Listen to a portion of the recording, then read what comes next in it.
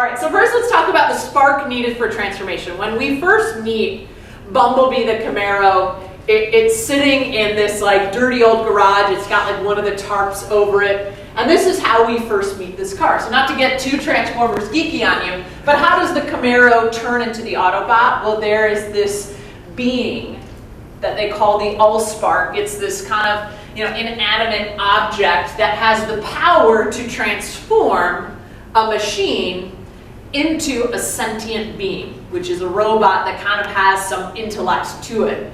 And the Allspark is what ignites that transformation. So if our content, the information, the documents, the paper that we have today is the content, what is the Allspark? And you may think to yourself, well, is it digitization? Is it taking all of maybe the paper that we have and making it electronic? Well, sure, in the most narrow sense, you have to begin to eliminate paper. You have to go electronic. The concept of going paperless is almost like ground zero. That's the prerequisite. That's the first step. That's step zero, maybe. And we, of course, at Highland and with DTI, we have tools to do that.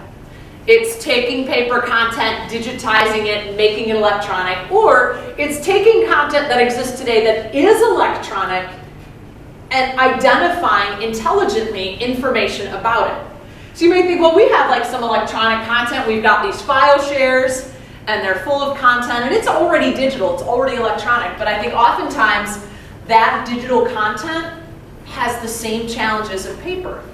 If it's not structured and it's not organized and it's not managed, it can be difficult to find. Retention is a challenge. There's duplicate copies. Can't find what you're looking for. Content is disconnected. So what we aim to do at Highland is to identify the content, both what this content or document is, but also information about it. And that's where the Brainware Intelligent Capture Engine comes into place. So think of the content that you have on a day-to-day basis. What Brainware does really well is not just scanning it in and OCRing it, it's that it can intelligently classify what the document is. Just like your human eye could look at a resume and a cover letter for every person in this room and know which is which, even though they're all organized a little bit differently, that's what Brainware can do. And it gets its name from the fact that it emulates the human brain to look for common characteristics to be able to make that identification.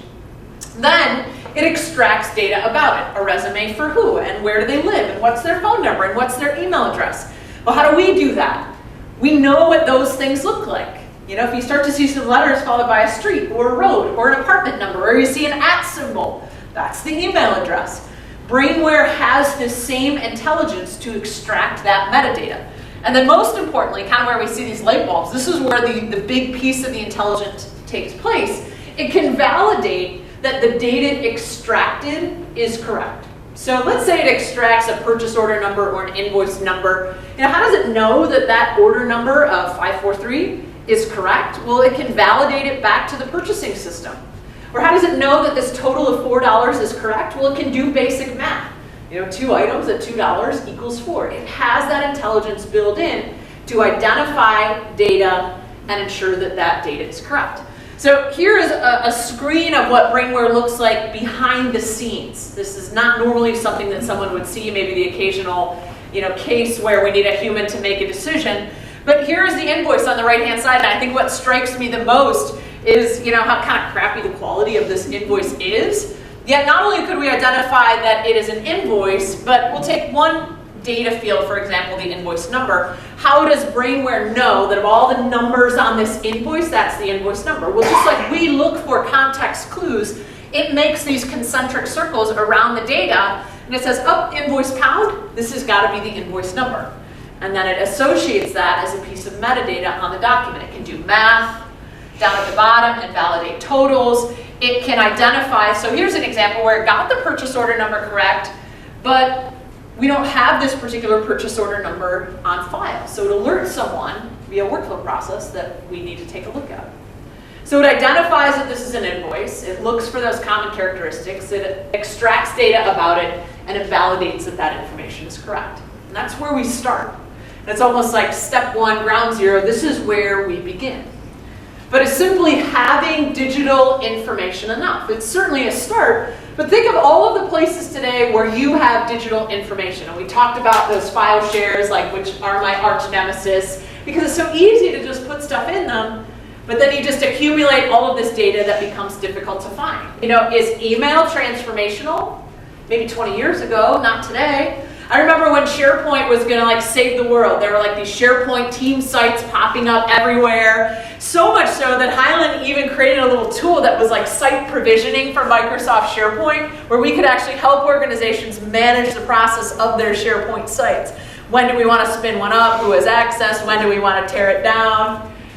You know, I have nothing against cloud-based sharing apps, but that could potentially be just another place to dump content that is unorganized and unmanaged.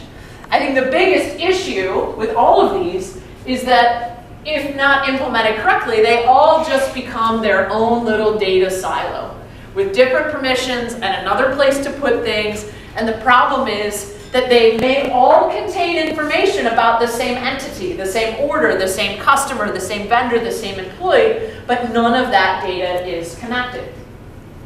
A popular application of digital transformation that I'll sometimes hear from customers is, yeah, we're beginning the process of digital transformation. We put this form up on the website. People are now printing out that form, they're filling it out, and they're turning it back into us. Or maybe even better, they have an electronic form up there, but the process behind that electronic form has not been organized and has not been supported digitally.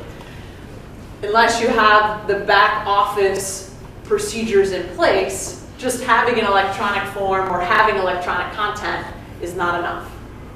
And I think that just having digital information and digital documents and digital content is not the same as digital transformation.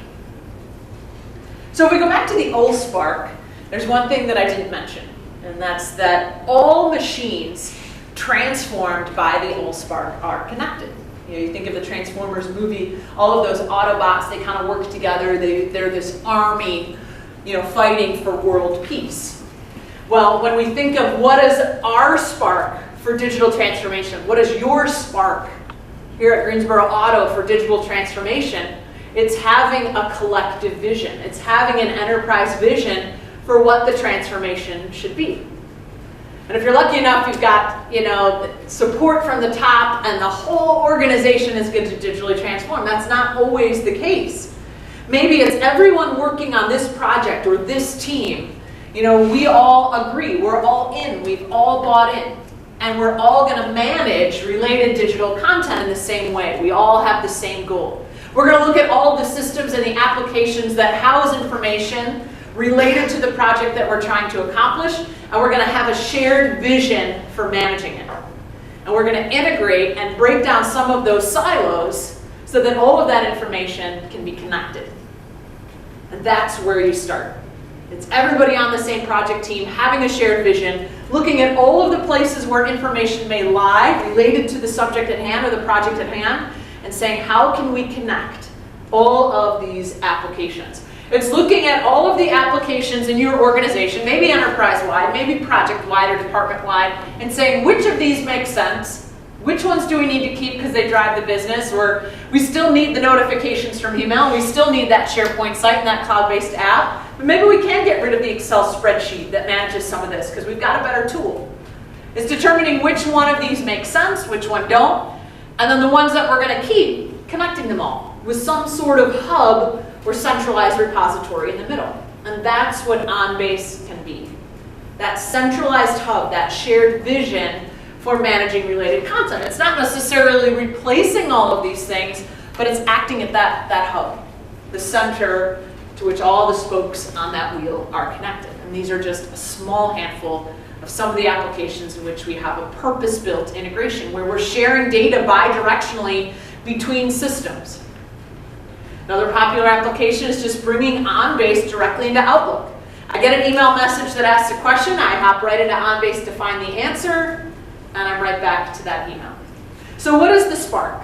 It's going paperless, of course, it's integrating applications, but really most importantly, it's having a shared vision for how all of this is going to work, whether it's at the micro level or the macro